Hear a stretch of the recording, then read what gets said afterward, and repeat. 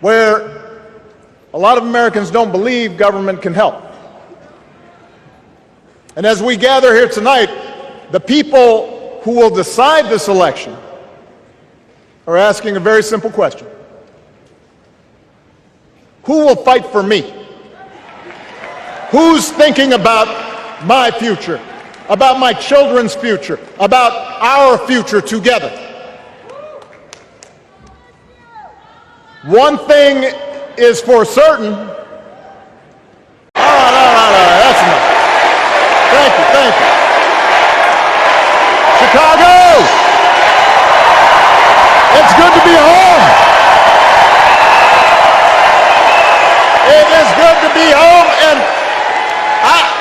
I don't know about you, but I'm feeling fired up.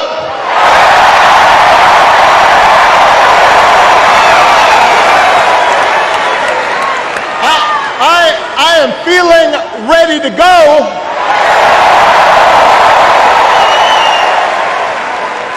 Even if I am the only person stupid enough to speak after Michelle Obama.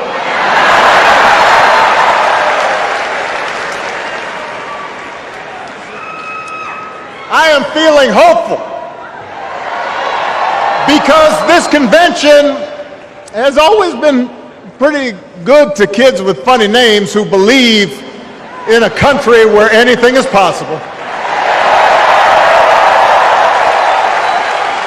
Because we have a chance to elect someone who has spent her entire life trying to give people the same chances America gave her.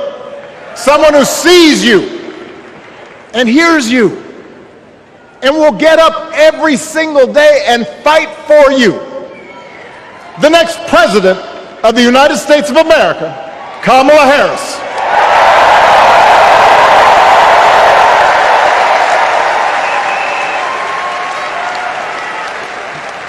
It's been 16 years since I had the honor of accepting this party's nomination for president. And I know that's hard to believe because I have not aged a bit.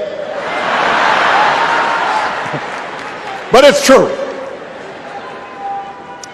And looking back, I can say without question that my first big decision as your nominee turned out to be one of my best. And that was asking Joe Biden to serve by my side as vice president.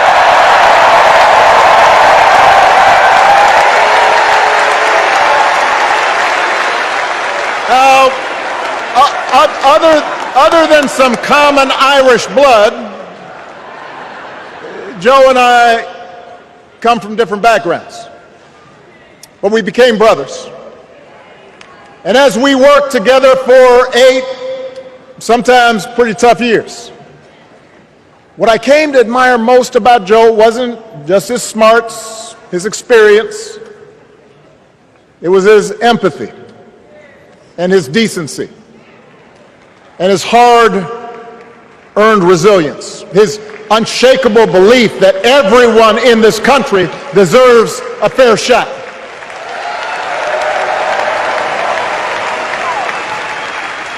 And over the last 4 years, those are the values America has needed most.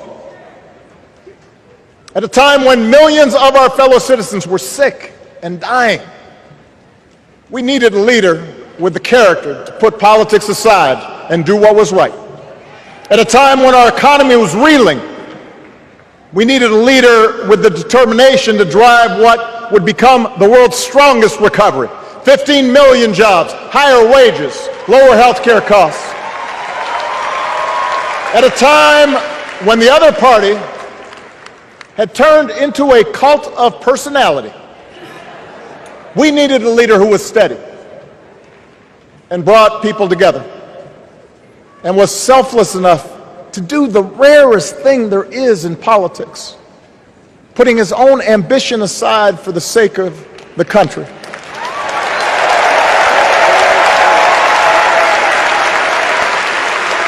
History will remember Joe Biden as an outstanding president who defended democracy at a moment of great danger.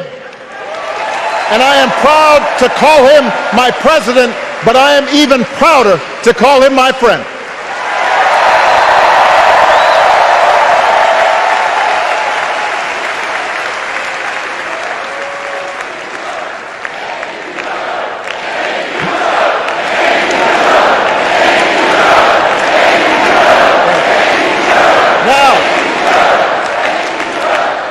The torch has been passed. Now it is up to all of us to fight for the America we believe in. And make no mistake, it will be a fight. For all the incredible energy we've been able to generate over the last few weeks, for all the rallies and the memes, this will still be a tight race in a closely divided country. A country where too many Americans are still struggling. Where a lot of Americans don't believe government can help. And as we gather here tonight, the people who will decide this election are asking a very simple question. Who will fight for me? Who's thinking about my future, about my children's future, about our future together? One thing is for certain, Donald Trump is not losing sleep over that question.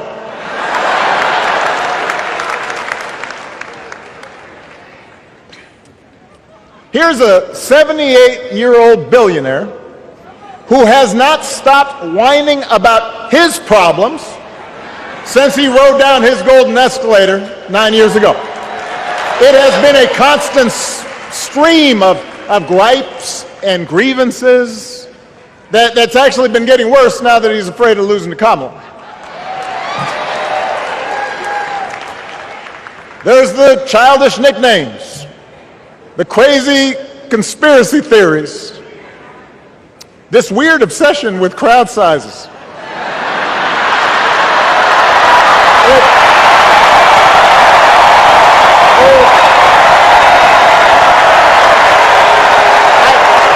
It just goes on and on and on. The other day I heard someone compare Trump to the neighbor who keeps running his leaf blower outside your window every minute of every day.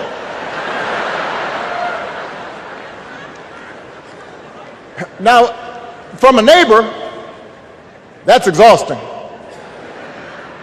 From a president, it's just dangerous. The truth is, Donald Trump sees power as nothing more than it means to his ends. He wants the middle class to pay the price for another huge tax cut that would mostly help him and his rich friends. He killed a bipartisan immigration deal written in part by one of the most conservative Republicans in Congress that would have helped secure our southern border because he thought trying to actually solve the problem would hurt his campaign. He doesn't. Do not boo. Vote.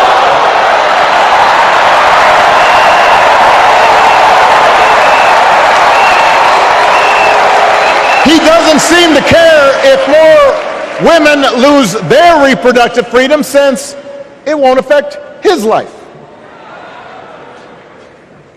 And most of all, Donald Trump wants us to think that this country is hopelessly divided between us and them, between the real Americans, who of course support him, and the outsiders who don't.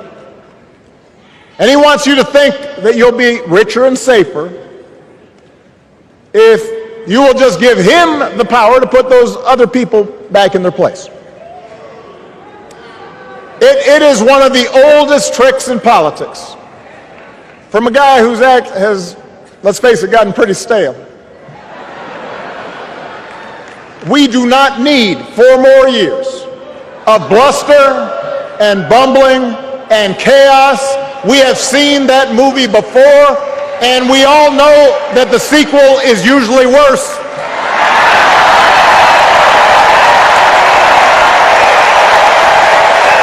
America's ready for a new chapter.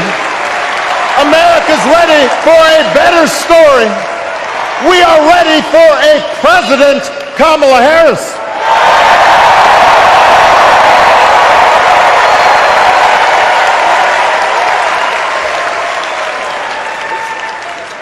And Kamala Harris is ready for the job.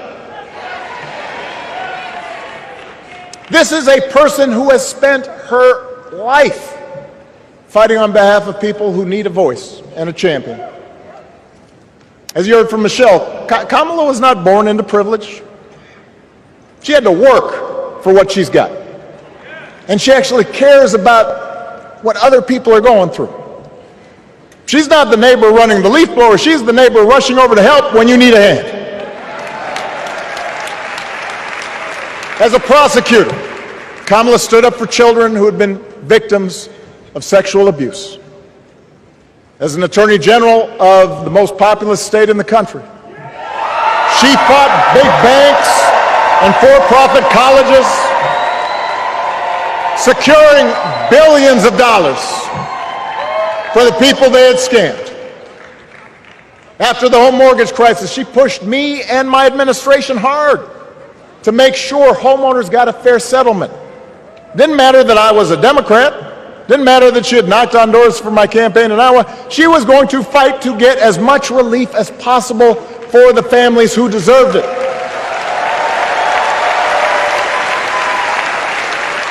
As Vice President, she helped take on the drug companies to cap the cost of insulin, lower the cost of health care, give families with kids a tax cut. And she is running for president with real plans to lower costs even more and protect Medicare and Medicaid, and sign a law to guarantee every woman's right to make her own health care decisions.